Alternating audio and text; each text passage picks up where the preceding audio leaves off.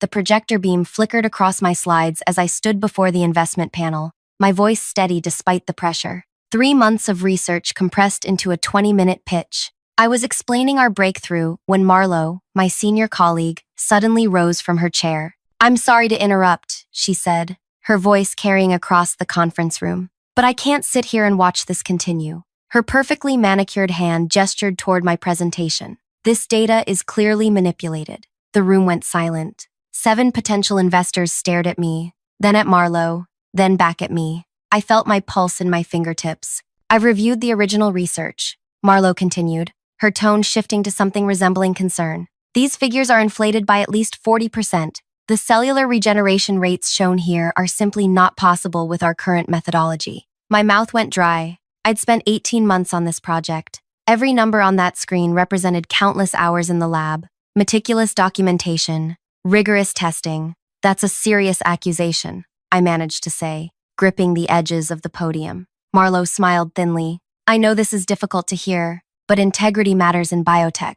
We can't promise investors something we can't deliver." Mrs. Kessler, the lead investor with steel gray hair and 30 years in pharmaceutical funding, studied me with sharp eyes. Then she stood up, adjusting her impeccable suit jacket. "Actually," she said, "can we speak with her alone?" Marlowe's smile faltered. "I really think I should stay." That wasn't a suggestion. Mrs. Kessler's tone left no room for argument. "Everyone except her. Out. Now." The room cleared. Marlowe shot me a final glance, equal parts warning and triumph, before pulling the door closed behind her. 7 investors. Me. The humming projector. My career hanging by a thread.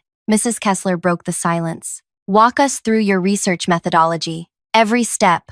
I swallowed hard. "Before I do, I want you to know, I would never. Just show us. From the beginning." So I did. I pulled up my raw data files, my testing protocols, my iteration logs. I explained the novel approach I'd developed during my research fellowship, how I'd adapted it to increase protein synthesis efficiency by redirecting cellular energy pathways. Mr. Abernathy, the venture capitalist known for backing 3 unicorn startups, removed his glasses. "These server timestamps, your colleague accessed your files repeatedly over the past month?" She said she wanted to verify my work before the presentation. "And did she suggest any changes to your approach?" "No. She just asked questions about the methodology." Mrs. Kessler exchanged glances with the others. "Show us the patent applications for this process." "I haven't filed yet. I was waiting until after this presentation." Mr. Abernathy tapped on his tablet, then turned it toward me. "Then perhaps you can explain this application submitted 9 days ago?"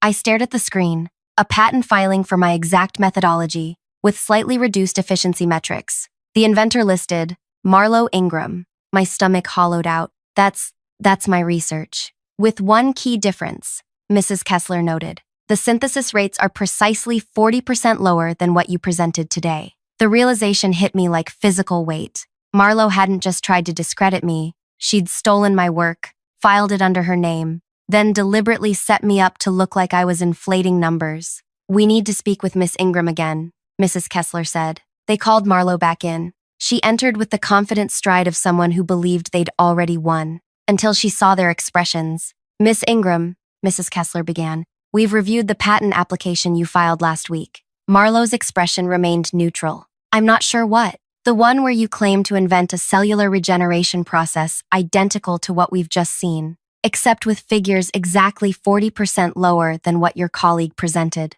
A moment of silence stretched between them. "Either her data is manipulated as you claim, Mrs. Kessler continued, in which case your patent application is based on fraudulent research, or her data is accurate, and you stole her work while attempting to discredit her. Which is it?" I watched Marlowe calculate her options, her jaw tightening almost imperceptibly. "This is clearly a misunderstanding. We've pulled the server access logs," Mr. Abernathy interrupted. "For 6 straight weeks, you accessed her research files minutes after she updated them." Something changed in Marlowe's eyes then, the first flicker of real panic. She looked at me, and I saw the moment she realized I'd known. I'd watched her stealing my work, and said nothing. I'd let her build her own trap. "You knew," she whispered. The meeting ended quickly after that. Marlowe was escorted from the building. The investment panel requested exclusive rights to my research. I signed the preliminary paperwork with steady hands. "Before we continue with what happened next,"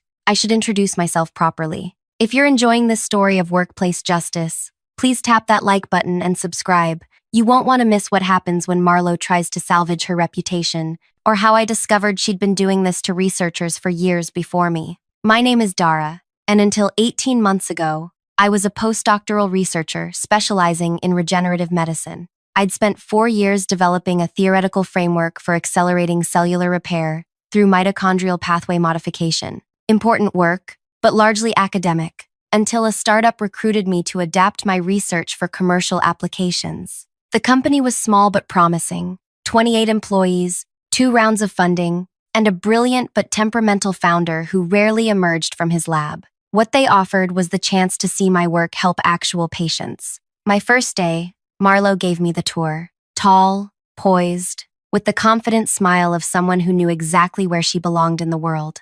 The founder might be the genius, she told me over lunch, but I'm the one who keeps this place running. Remember that, and we'll get along fine. I did remember. I watched how others deferred to her, how the administrative staff jumped when she appeared. She'd been there from the beginning. She had the founder's ear. She managed investor relations. And I saw something else too, how the research teams kept their distance, how they guarded their work, how 3 promising scientists had left in the past year alone. What happened to my predecessor? I asked a lab technician named Roni during my second week. Roni glanced around before answering. Quinn? She developed a promising delivery mechanism, presented it to the board. Then suddenly, there were concerns about her methodology. She was gone within a month.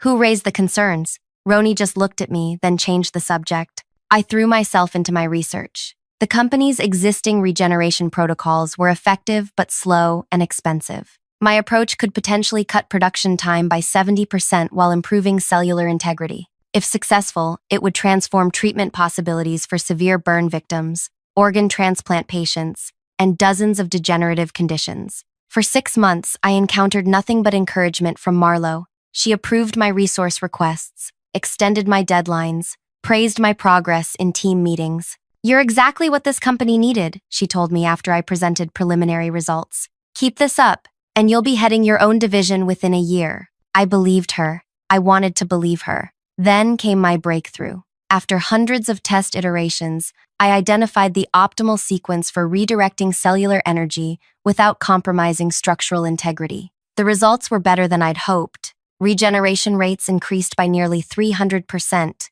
with minimal energy input. I scheduled a meeting with Marlowe to share the findings. This is remarkable, she said, scrolling through my data. Truly groundbreaking. I think we're ready to present to investors, I said. The production implications alone could increase valuation by, not yet. Her response was immediate. These results need verification. Independent testing. We can't risk our reputation on preliminary findings, no matter how promising. That made sense. I agreed to additional testing protocols, even though they delayed the presentation by weeks. Let me help you refine the presentation, Marlowe offered. I know what investors respond to. Again, I agreed. She'd been doing this for years. I trusted her guidance. That's when things began to shift. Marlowe requested access to all my research files, not unusual for a senior team member providing oversight. But then equipment I needed became mysteriously unavailable. Key team meetings were rescheduled without notifying me. Administrative barriers appeared where none had existed before. I started paying closer attention to Marlowe's movements. I noticed how often she accessed my files immediately after I updated them. How she scheduled meetings with the founder whenever I had significant breakthroughs. How she began subtly questioning my methodology in team discussions. I'm just playing devil's advocate, she would say with a smile. Investors will ask these questions too. 2 weeks before the presentation, she called me into her office. I need to see all your cultivation logs, she said. Every trial, every iteration. We need to make absolutely certain these results are reproducible before we present. I provided everything she asked for, but this time, I implemented a digital tracking system to monitor who accessed my files, when, and what they viewed. The pattern was unmistakable. For 6 straight weeks, Marlowe had systematically reviewed and copied my research, focusing particularly on my methodological innovations. The frequency increased as the presentation date approached. 3 days before the presentation, I discovered something that made my blood run cold. A draft patent application on Marlowe's cloud drive. My process, my wording, my diagrams, but with her name as the inventor. And with one critical modification, the regeneration rates were reduced by exactly 40%. That's when I understood her game completely. She would let me make my presentation. Then she would publicly question my results, claiming I had inflated the numbers. The investors would be concerned. They would compare my figures against industry standards, which Marlowe would provide. My credibility would be destroyed. She would step in with the accurate version of my research, the version she had already filed for patent protection. I had 24 hours to decide how to respond. I could have confronted Marlowe directly. I could have reported her to the founder. I could have withdrawn my presentation entirely. Instead, I did something much simpler. I did nothing. I let her believe her plan was working. I made no changes to my presentation. I didn't alert anyone to what I'd discovered. I continued preparing as if I suspected nothing. But I did make one small adjustment. I implemented a silent tracking system on all my research files. Every access, every download, every modification would be logged with timestamps, location data, and user identification. Not on the company servers, but to a private cloud account only I could access. The morning of the presentation, Marlowe stopped by my desk. "Nervous?" she asked, placing a hand on my shoulder. "A little," I admitted. "Don't be. You've done exceptional work." Her smile didn't quite reach her eyes. "Just stick to the facts and you'll be fine." I nodded, wondering if she realized what she was doing. Not just to me, but to patients who might benefit from this research. Did she ever think about them? Or was advancement the only thing that mattered? You know what happened next. The presentation, her interruption, the accusation, the investors asking to speak with me alone, the discovery of her patent application. What you don't know is what happened after. The day following the disastrous presentation, the company was in chaos. Marlowe had been escorted from the building with her access revoked, but her influence remained. She'd been there from the beginning. She had allies, friends, people who couldn't believe she would do something so blatantly unethical. There must be some mistake. I overheard one lab director telling another. Marlowe built this place. She wouldn't risk everything on something so easily disproven. By mid-morning, I received an email from the founder requesting a meeting. Tad was a brilliant scientist, but an awkward communicator who preferred isolation to interaction. I'd met him exactly twice in 18 months. His office was unexpectedly austere. White walls, minimal furniture, no personal items except for a single framed photo of what appeared to be a research team from decades earlier. "Sit," he said without preamble. "Explain what happened." I walked him through everything. My research, Marlowe's gradual escalation, the patent theft, the public ambush. He listened without interrupting, his expression unreadable. When I finished, he remained silent for nearly a full minute. "Why didn't you come to me when you discovered the patent application?" he finally asked. "Would you have believed me over Marlowe?" His silence was answer enough. "The investors want to move forward with your research," he said. "They're prepared to increase funding significantly if you can demonstrate reproducible results." "I can." "Good." He stood, signaling the meeting was over. "One more thing. Marlowe is claiming you sabotaged her, that you deliberately provided her with inflated data, knowing she would file it." I felt a chill. "That's not. I don't care what happened between you two," he interrupted. "I care about this company. Fix this. Make the research work. Prove the results are legitimate. Everything else is noise." As I turned to leave, he added, "Don't imagine this makes you untouchable. Everyone is replaceable." I walked back to my lab, his words echoing in my mind. I'd survived Marlowe's attempt to destroy my career, but I'd made powerful enemies in the process. The founder didn't care about justice. He cared about results. The investors cared about return on investment. I was valuable only as long as my research remained promising, and Marlowe was still out there. 3 days later, I received a text from an unknown number. "Coffee? We should talk." Against my better judgment, I agreed. The cafe was 2 miles from the office, a place I'd never been before. Marlowe was waiting at a corner table, looking remarkably composed for someone whose career had just imploded. "Thank you for coming," she said as I sat down. "What do you want?" "To understand." She studied me with genuine curiosity. "You knew what I was doing. You could have stopped me at any time. Instead, you let me walk right into it. Why?" I considered lying, but what was the point? Because if I'd confronted you privately, you would have denied everything. If I'd gone to Tad, you would have convinced him I was being paranoid. I needed you to expose yourself. She nodded slowly. Smart. Ruthless, but smart. She took a sip of her coffee. Did you know this wasn't my first time? I hadn't, but I wasn't surprised. Quinn had a similar breakthrough last year. So did Amit before her, and Jordan before him. She named my 3 predecessors. Each time, I refined my approach. Each time, I got a little better at making it look like their work was mine. Why are you telling me this? Because you're different. Something in her expression shifted. Not quite respect, but recognition. You saw the trap and used it against me. That's rare. Is this supposed to be a compliment? You stole my work? I'm offering you a partnership. I stared at her. You can't be serious. Think about it, Dara. Your research, my connections. The investors may have sided with you this time, but Tad resents the disruption. The board is split. Half of them still believe I was right about you. And the patent application with your name on it? She waved dismissively. A tactical error. We can fix that. We? I still have copies of everything. Your complete methodology. With my network, we could approach other investors. Start fresh. Split everything 50-50. The audacity was breathtaking. She had tried to destroy me professionally, and now she was proposing we become partners in stealing my own research. What happens if I say no? Her smile thinned. There are aspects of your research that won't hold up to intense scrutiny. Corners you cut, protocols you modified. Nothing fatal to your conclusions, but enough to raise serious questions about your methods. You're threatening me. I'm being practical. I have nothing left to lose. You have everything. I stood up, my coffee untouched.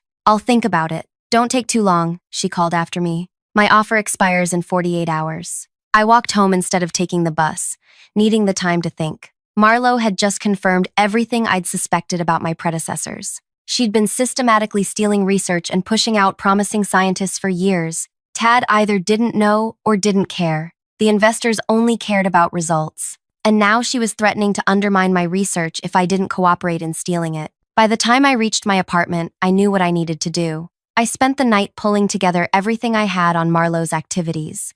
The access logs, the copied files, the pattern of researcher departures. I found contact information for Quinn, Amit, and Jordan. I drafted emails. The next morning, I received another message from Marlowe. Have you decided? I didn't respond. Instead, I went to the office early and requested a meeting with Mrs. Kessler, the lead investor. To my surprise, she agreed to see me that afternoon. Her office occupied the top floor of a downtown building with views of the harbor. Unlike Tad's sterile workspace, hers reflected decades in the industry. Awards, photographs with research pioneers, mementos from successful ventures. This is unusual, she said, gesturing for me to sit. We typically communicate through company channels. What I need to discuss doesn't concern the company. Not directly. Her eyebrows rose. I'm listening. I laid out everything. Marlowe's history of appropriating others' research, the pattern of promising scientists being pushed out, her attempt to blackmail me into partnership.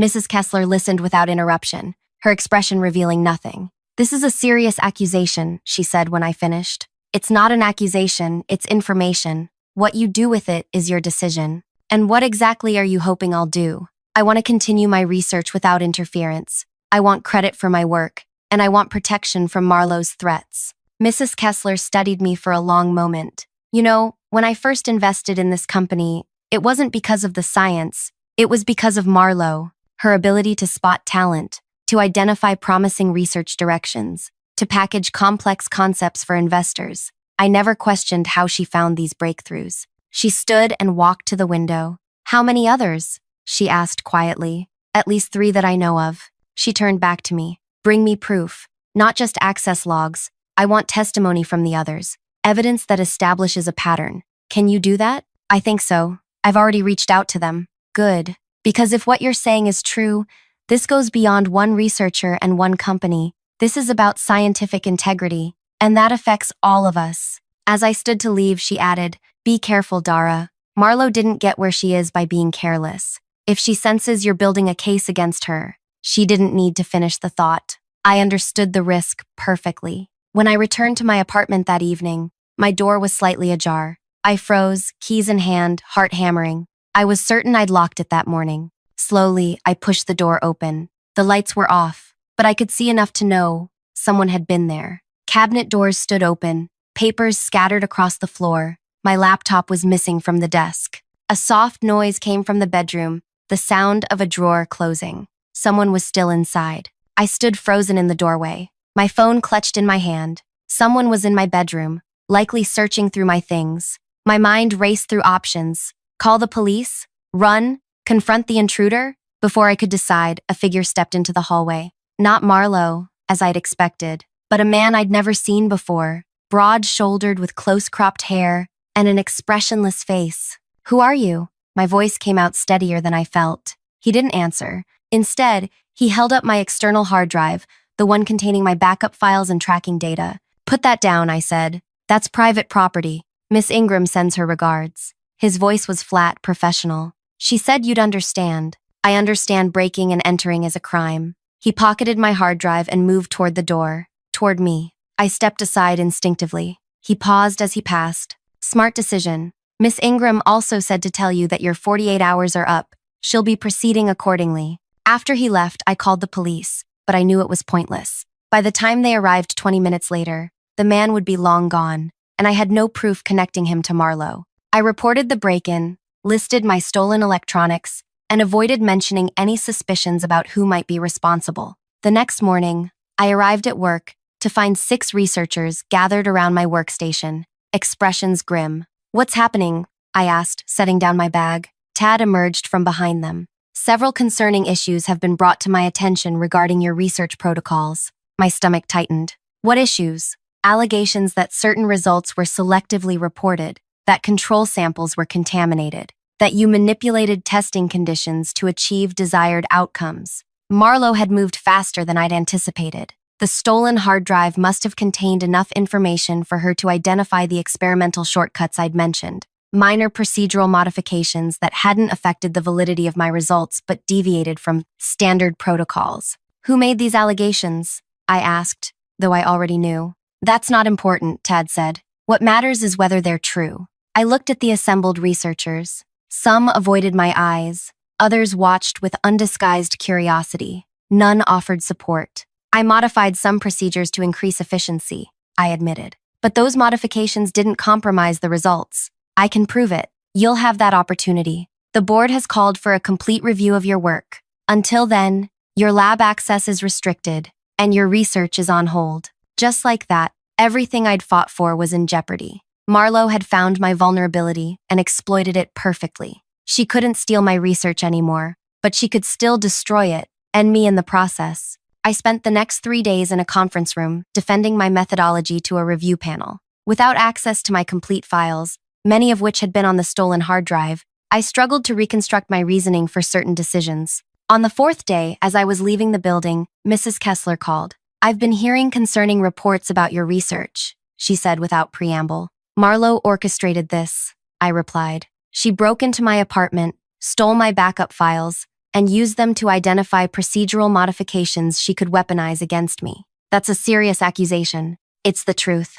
A pause. "Can you prove any of it?" I closed my eyes. "Not yet." "Then you need to focus on defending your research. If your results are valid, prove it. Everything else is secondary." After we hung up, I sat in my car, exhausted and defeated. Marlowe had outmaneuvered me at every turn. Even exposing her theft hadn't stopped her. It had only changed her tactics. My phone buzzed with a text from an unknown number. "Green Harbor Coffee, 30 minutes. Come alone. Might help." I hesitated, wondering if it was another of Marlowe's traps, but I had nothing left to lose. The coffee shop was nearly empty when I arrived. In the back corner sat a woman with short gray hair and glasses, nursing what looked like a green tea. She watched me approach without smiling. "You're Dara," she said. "And you are?" "Quinn Williams, your predecessor." My heart jumped. "You got my email." "Yes." Bit surprising to hear from someone in my old position. Even more surprising to learn Marlowe's still up to her old tricks. I sat down across from her. "Then you know why I reached out. You think I can help prove Marlowe stole your research, just like she stole mine. Can you?" Quinn studied me over her glasses. "What makes you think I kept any evidence?" "It's been over a year." "Because you're a scientist. Scientists document everything." A hint of a smile touched her lips. "Fair point." She reached into her bag and removed a flash drive, placing it between us. After Marlowe pushed me out, I spent months trying to figure out how she'd managed it. I tracked every file access, every email, every meeting, I built a complete timeline of how she systematically appropriated my work while setting me up to look incompetent. I stared at the flash drive. Why didn't you expose her? Who would believe me? I'd already been discredited. Besides, Marlowe's smart. She never left a clear fingerprint, just patterns. Patterns that only become obvious when you compare multiple cases. Like mine, and Amit's, and Jordan's. Quinn nodded. Exactly. One researcher making accusations looks like sour grapes.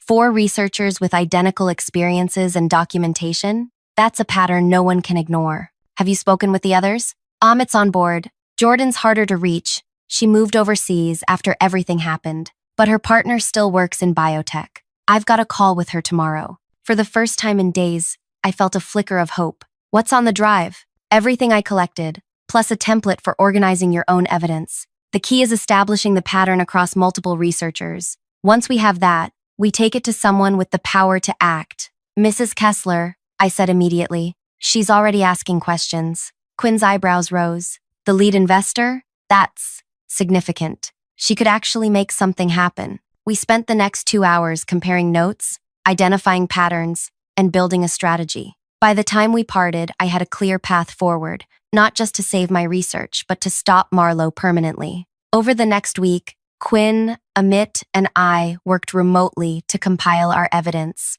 Jordan eventually joined from overseas, providing additional documentation of Marlowe's methods. Together, we constructed an airtight case showing how she had systematically stolen research from multiple scientists while creating conditions to discredit them if they resisted. Meanwhile, my review panel continued scrutinizing my work. Without my stolen files, I struggled to reconstruct certain aspects of my methodology. Rumors spread through the company that my breakthrough might be invalidated entirely. Then, late one evening as I was leaving the office, I received a call from Mrs. Kessler. My office, tomorrow morning at 8 a.m., she said. Bring whatever evidence you've compiled against Marlowe. Has something happened? Several things. Be there at 8. I arrived 15 minutes early, clutching a tablet containing our complete dossier on Marlowe's activities. To my surprise, Mrs. Kessler wasn't alone. 2 other investors from the original presentation were there, along with a woman I didn't recognize wearing a suit that practically screamed corporate attorney.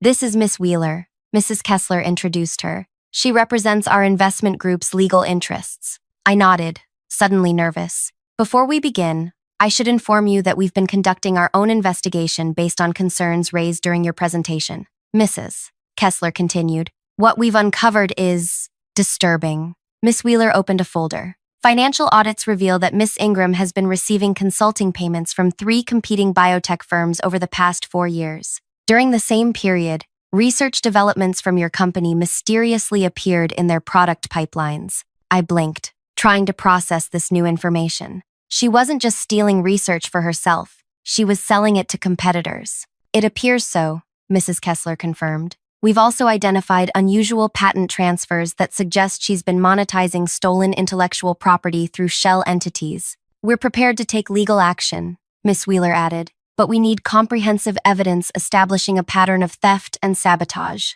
I placed my tablet on the table. I have that evidence right here. Not just my case. 3 other researchers with identical experiences. For the next 2 hours, I walked them through our compiled documentation. Access logs showing Marlowe systematically reviewing research files before breakthroughs were announced. Communication patterns revealing how she isolated promising researchers from company leadership. Patent applications filed strategically to preempt original researchers' claims. When I finished, Mrs. Kessler exchanged glances with her colleagues. This is exactly what we needed, she said. Miss Wheeler will contact each of the affected researchers to prepare formal statements. In the meantime, your research review is suspended, and your lab access is fully restored. What about Marlowe? Mrs. Kessler's expression hardened. Leave Marlowe to us. 3 days later, I received an unexpected email invitation. Board presentation, tomorrow, 10 a.m., attendance mandatory. I arrived to find the conference room packed, the entire research staff, administrative team, and investment panel. At the front of the room stood Mrs. Kessler, flanked by Tad and Miss Wheeler, and seated alone at the far end of the table, Marlowe. She looked composed but wary, her eyes tracking each person who entered. When she saw me, her expression didn't change, but her hands tightened slightly around her portfolio. Mrs. Kessler called the meeting to order. We've gathered everyone today to address a serious matter affecting this company's integrity, future, and legal standing. She nodded to Miss Wheeler, who activated the presentation screen. The first slide displayed a timeline spanning 4 years, marked with researcher departures, patent filings, and competitor product launches. For the past 4 years, this company has been systematically undermined from within. Mrs. Kessler continued, promising research has been stolen, talented scientists have been driven out, and intellectual property has been sold to competitors. Marlowe straightened in her chair. These accusations are not accusations, Miss Ingram. Facts. Documented, verified facts. The presentation continued, methodically laying out everything we had discovered, not just our research theft cases, but the financial connections to competing firms, the shell entities receiving patent royalties, the systematic sabotage of promising scientists. With each new revelation, Marlowe's composure cracked further. By the time Mrs. Kessler called me forward to present our collaborative findings, Marlowe's face had gone pale. Would you like to respond, Miss Ingram? Mrs. Kessler asked when we finished. Marlowe stood slowly. This is clearly a coordinated attack by disgruntled former employees who couldn't meet expectations. If you examine their claims individually, we have, Miss Wheeler interrupted, individually and collectively. The pattern is irrefutable. The board has voted unanimously, Mrs. Kessler announced. Miss Ingram's employment is terminated effective immediately. Criminal charges for intellectual property theft, corporate espionage, and wire fraud are being filed with the district attorney. Civil litigation to recover damages will commence next week. I watched Marlowe's face as her carefully constructed world collapsed. 4 years of manipulation and theft, exposed in a single morning, her reputation destroyed, her career over, possible prison time looming. She looked at me then, really looked at me, and I saw the moment she understood. Her own methods had been used against her. She had taught me exactly how to build a case no one could ignore by compiling overwhelming evidence and presenting it to the right people at the right time. As security arrived to escort her out, she paused beside my chair. You orchestrated this, she whispered. All of it. I met her gaze calmly. No, Marlowe, you did. I just connected the dots you left behind. The research breakthroughs continued. With Marlowe gone, our company culture transformed. Scientists collaborated openly. Ideas flowed freely. My regeneration therapy entered clinical trials 8 months later, showing promising results for burn victims and transplant patients. Quinn, Amit, and Jordan received formal acknowledgement of their contributions, along with financial settlements. I was appointed research director, with a mandate to foster transparency and collaboration. Sometimes I think about Marlowe,